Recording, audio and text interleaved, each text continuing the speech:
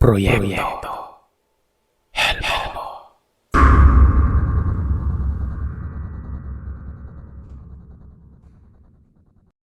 Itago niyo na lang ako sa pangalang Roberto.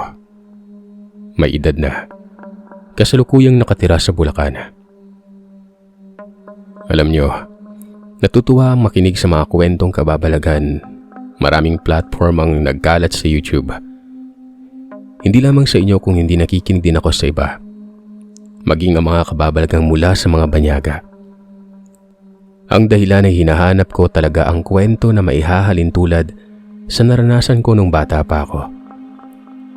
May iba namang tingin kong kapareha pero hindi talaga literal. Minsan, napapaisip ako at nakapagtataka. Bakit naging ganon?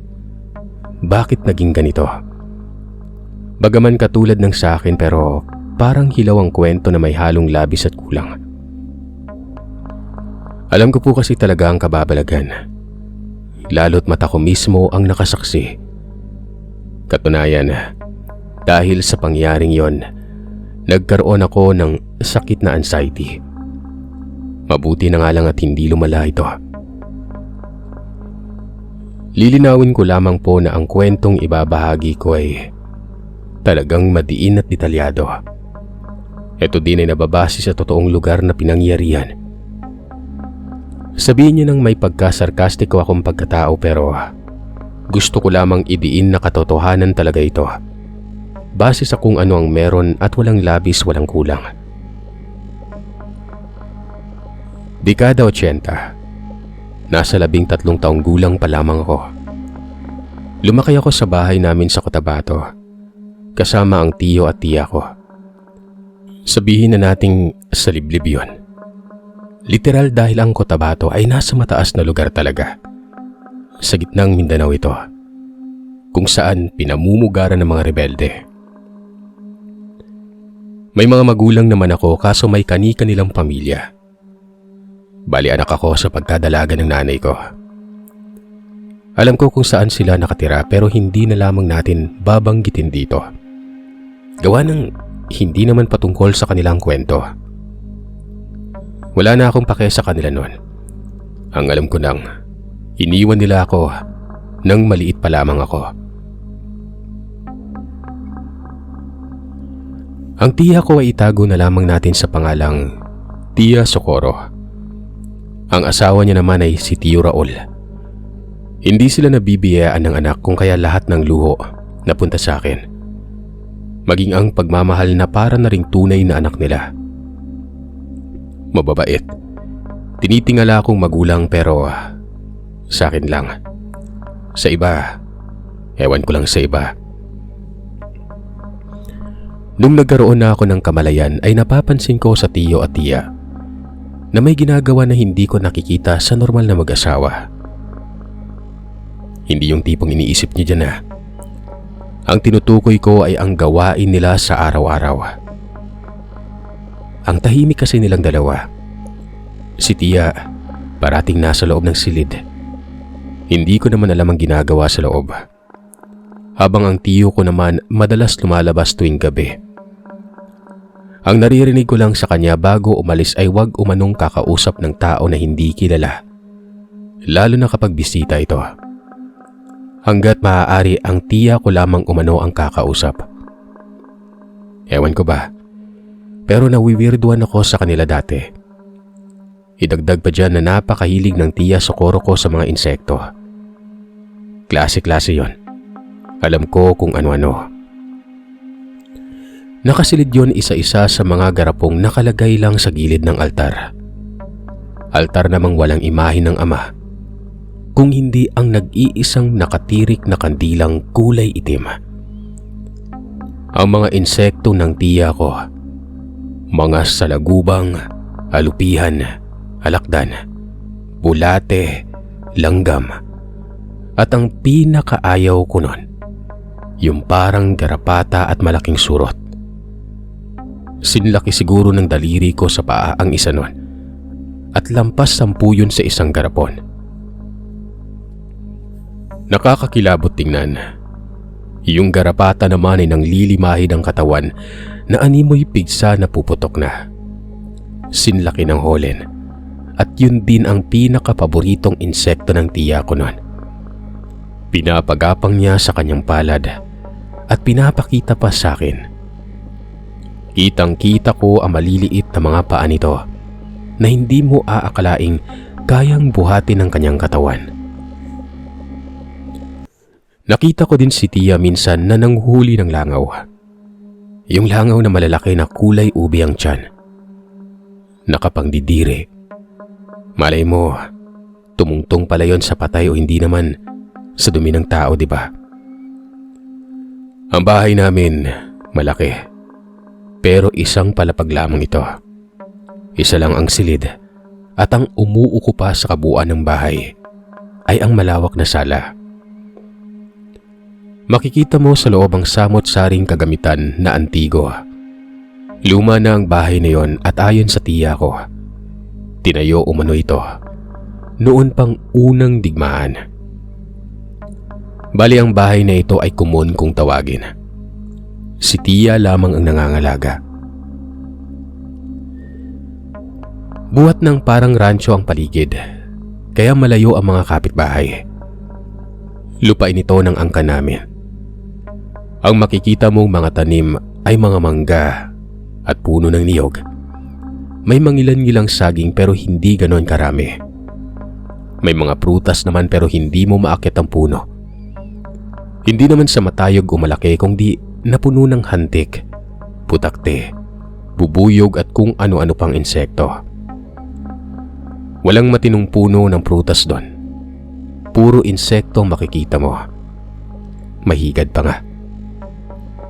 Biro mo, abukado yon, makopa, duhat, langka, santol, at yung maliliit na bunga. Ang lasa pa nga nito maasim-asim, pero angat ang katamisan. Hindi ko alam ang pangalan at nakalimutan ko na rin. Siguro ang prutas doon na maayos, yun lamang ang saging na kulay ubi ang bunga at ang lalaki pa. Hindi kasi insekto ang namumugad doon, kundi mga susunggubat. Pero hindi naman ako pinapakain ng tiya noon dahil nakakasira umano ng tiyan. Bagamat ang bahay na yon ay may iisang silid lang, hindi ako minsan nakapasok sa loob ng silid na yon. Pinagbabawalan kasi ako ng tiyahin ko. Kung may tatanong niyo kung saan ako natutulog, sa likod ng bahay, may bodega doon. Yun ang silid tulugan ko. Malinis naman, simpatiko. Nakadikit lamang ito sa bahay pero may hiwalay na pintuan. Ayos lamang naman sa akin kasi mas maganda naman doon sa silid ko kumpara sa loob ng bahay. Nakakapangilabot. Para bang haunted house. Mabuti sana kung maiingay sila tiyo at tiya kaso ang tahimik talaga. At halos hindi nag-uusap at kung mag-usap man, pabulong. At kung minsan, sinyasan lang. Ultimo ako, nahahawaan. Para na tuloy akong napipi. Nakakabaliw doon at wala akong makausap. Lalo na kapag umaalis ang dalawa at babalik matapos ng ilang araw. Para akong binartulina. Hindi naman ako galang bata. Hindi ako mahilig maglakwatsa. Wala akong kaibigan. Kung hindi ang sarili ko lang. Minsan ay kinakausap ko ang sarili ko na parang nilayasan ng saktong katinuan. Ang lugar na talagang kinatatakutan ko doon ay yung likod ng bahay. Nakatapat pa ito sa bodega. Pero nasa bandang unahan. Nasa loob ito ng manggahan. May 4 na puntod kasi doon. Libingan ng pamilya namin at doon din nakalibing ang lolo at lola ko. Maging ang kapatid ng tiyahin ko na nagkasakit noon ng malubha. Doon din. May nakikita ako doong babaeng nakabelo. Tuwing hapon yon at nagtitirik ng kandila. Hindi ko alam kung sino pero sa palagay ko nga noon ay kamag-anak namin pero ni minsan hindi ko nilalapitan. Nakakatakot kasi talaga yung lugar. Nga pala, Para maging malinaw ay si Tia ay kapatid ng nanay ko at ang tiya ko ang pinakapanganay sa magkakapatid. 4 silang lahat at puro babae. Tinanong ko ang tiya Socorro kung anong ikinamatay ng kapatid nilang isa.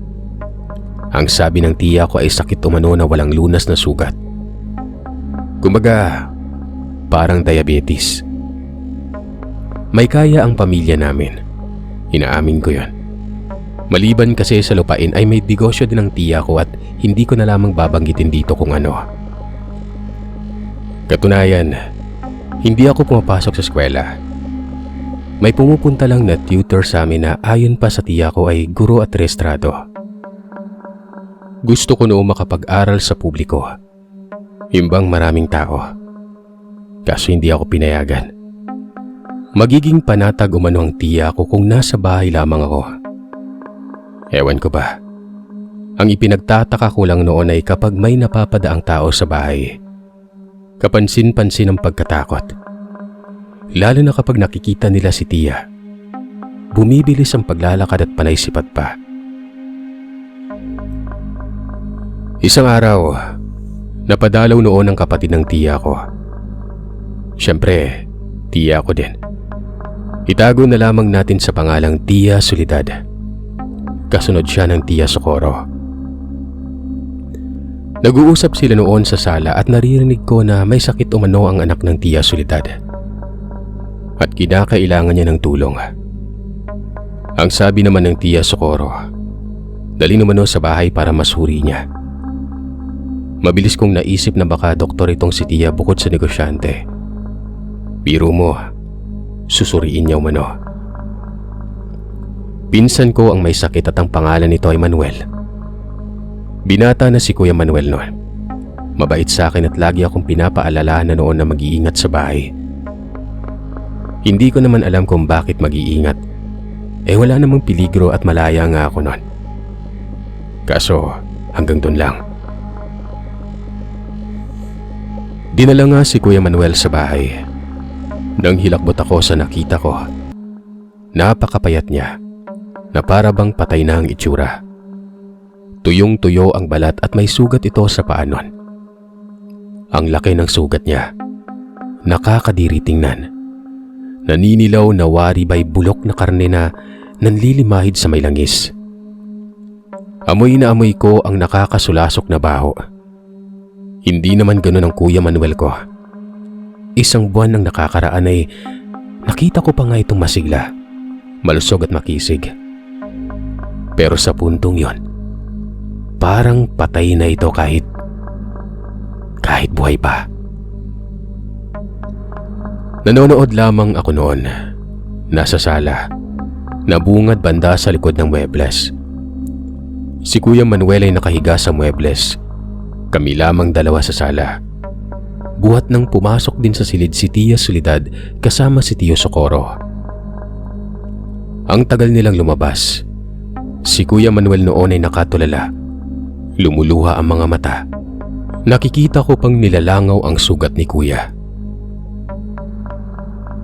Narinig ko ang boses nila Tia sa loob ng silid. Tunog nagdarasal. Pero hindi naman yun naririnig sa simbahan. Para bang may kasama pa yung ungol. Gusto ko nung lapitan si Kuya Manuel kaso hindi ko kinakaya ang baho niya. Idagdag pa dyan na diring-diri ako sa sugat. Malaki pa yon sa talampakan. Kitang-kita ko pa ang likidong dumadaloy sa kanyang paa mula sa sugat.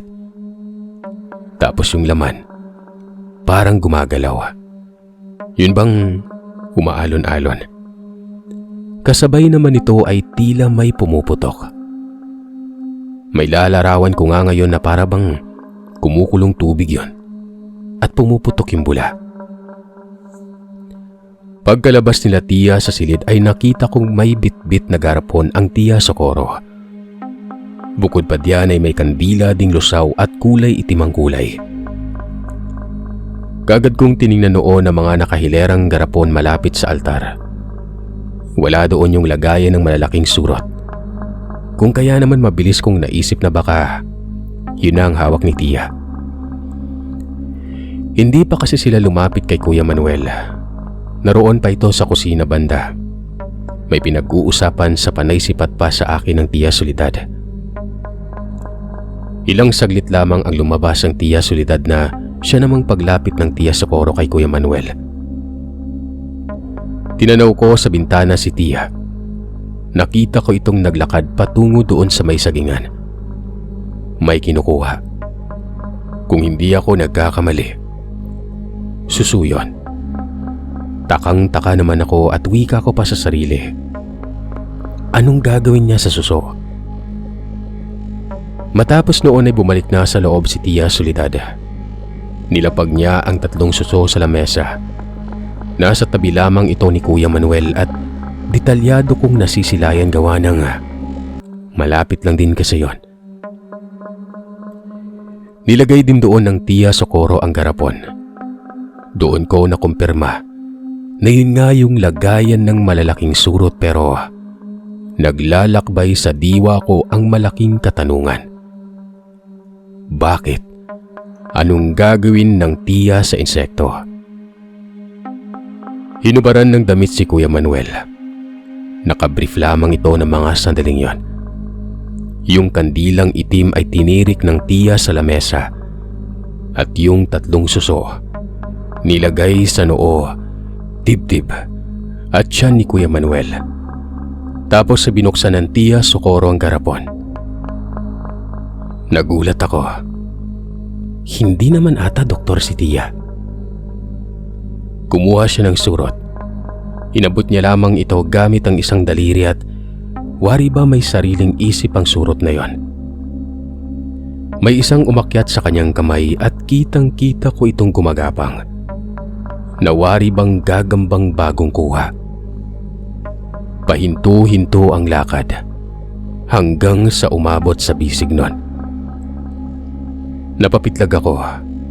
Paano ba naman kasi? Yung kandila ay bigla na lamang nagkaroon ng sindi.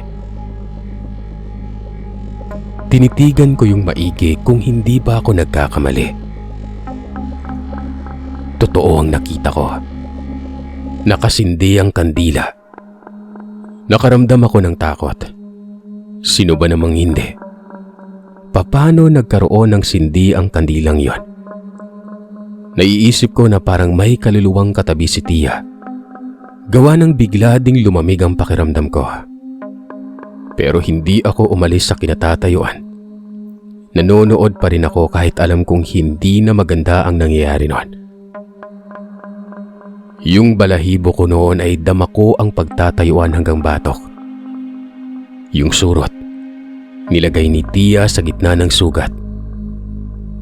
Hindi ko alam kung bakit niya nilagay yon.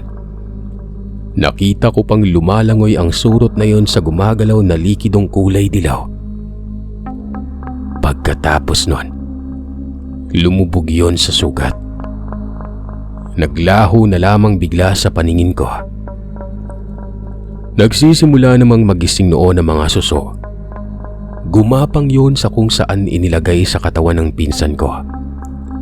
Ilang saglit lang ay kinuha ni Tia ang kandila at sa maniwala man kayo o sa hindi, pinatakan ng Tia ko ng lusaw na kandila yung sugat na yon. Nakakapangilabot tingnan. Ang sakit kaya nun. Pero hindi ko man lang nakita si Kuya Manuel na dumaing. Sa halip ay nanatili lamang itong nakatulala habang lumuluha ang mga mata. Tingin mo gagana? Tanong ng Tia Soledad sa Tia Socorro. Kapag patay na lumabas yung mga alaga ko, ibig sabihin hindi gumana. Pero kapag buhay, ibig sabihin ay ibinalik na natin sa mambabarang ang sumpa. Magdusa siya. Ikaw lang naman yung kayang gumawa niyan eh. Mambabarang kontra mambabarang. Mainit sila sa atin. Wala naman tayong kasalanan sa kanila. Ikaw ba, Ate Socorro? May naiisip ka bang dahilan kung bakit? Tanong naman ni Tia Soledad matapos sabihin ni Tia Socorro nun. Meron, Soledad. Noon pa man ay nakikipagkompetensya na ang kanila sa atin. Alam mo yon, dahil naikwento ng nanay natin ang bangayan ng pamilya. Hindi ko alam kung magkakapareha lang naman ng pamamaraan. Kapwa mambabarang, sambit ni Tia Socorro. Doon ko palang nalaman na mambabarang pala si Tia. At base sa kabuuan ng pagkakaintindi ko, angkan kami ng mambabarang. Nagpatuloy sa pagsasalita si Tia pero habang nangyayari ito, sumisipat sa akin si Tia na tila ba kasama na ako sa usapan nun. Ang sabi ng Tia Socorro, ang ikinamatay umano ng isang kapatid nila ay barang din. At ang pumatay, ito din ang bumarang sa Kuya Manuel. Dagdag pa ng Tia, gantihan daw ang bawat panig. Kung sino ang mahina ay siya ang tatamaan. At kung sino ang tinamaan, walang kasiguraduhang mabubuhay pa o hindi nun. Sumabat naman si Tia Soledad. Nagsagawa umano siya ng seremonya ng 1 linggo sa puntod ng abuelo ko. Kada hapon umano ay nagtitirik siya ng kandila nun. Pinapalakas niya ang kanyang karunungan, pero hindi ito naging sapat para maprotekta ng pamilya niya. Tumama pa rin sa kanila ang birada ng kalaban. Hayaan mo, ako na yung magsasagawa ng seremonya. Wala kasi kayo dito sa bahay, katulad na lang ng kapatid nating namatay. Kung narito lamang siya ay hindi siya mababarang. Doon ko napagtanto na si Tia Soledad pala ang nakikita ko doon, sa maliit na sementeryo. Aligagang-aligaga ako noon at hindi ko lubos maisip na angkan kami ng mambabarang. Kaya pala napapansin kong tila kinatatakutan kami ng mga tao. Nga pala, kung matatanong kung bakit ko alam ang mambabarang sa mga sandaling yon, dahil ito sa tiyo Raul ko. Nakakita kasi ako noon ng aklat sa lumang aparador sa bodega. May lamang mga kataga at nababasa ko ito. May mga taong nakaguhit na may anino ng demonyo. Lumang libro yon at may laso pa na kulay pula. Wari bang tali ito sa libro? Kaya natanong ko si Tiyo Raul noon kung ano ang ibig sabihin ng mga laman. Siyempre, kasagsagan pa yun ng pag-aaral ko sa mga bagay na hindi ko pa alam. At ang sabi niya ay libreta daw ito ng mambabarang. Ang mambabarang may sa demonyo. Likas na may abilidad na hindi pangkaraniwan at kung susumahin ay magaling sa mahika at ang ginagamit na kapangyarihan ay mula sa kadiliman. Hindi ko lang alam noon mga kagiliw na ang kinikwento pala ni Tiyo Raul walang iba kundi ang angkan namin. Ang Tiyo Raul bagamat napakatahimik at misteryosong tao, siya lang naman ang nakakausap ko. Bagamat minsan lamang pero lahat ay may punto. Siguro naman, malinaw sa atin ang pamamaraan ng mambabarang, di ba? Dahil nasa kwento nga ito at totoong pangyayari pa. Hindi pa natapos doon ang lahat. Simula pa lang yon. Balisa na ang Tia Soledad ko. Tumabi ito sa akin at nasa likod niya ako. Panay pa ng lingon sa akin ng Tia Soledad at niningitian ako noon pero nakikita kong basa ang kanyang mga mata. Nawari ba'y maiiyak na? Inisa-isa niya ring kinuha ang mga suso. Tapos ay may mga ibinulong sa hangin na hindi ko maintindihan. Nilagay niya ang mga suso sa sahig at isa-isa itong pinatakan ng kandila. Sigurado akong patay ang mga susong yon. Niligo ba naman ng lusaw ng kandila eh. Hanggang sa biglang napabuntong hininga si Tia Socorro. Tumingala, sabay ngiti at titig sa amin ng Tia Soledad. Nagtagumpay tayo. Masdan niyo ang sugat. Wika ni Tia Socorro. Napatigil ako sa paghinga ng mga sandaling ito. nakita kong nakalabas na ang surot. Nasa gilid na ito ng malaking sugat. Gumagapang at kinuha yun ng tiya sabay lagay sa garapon.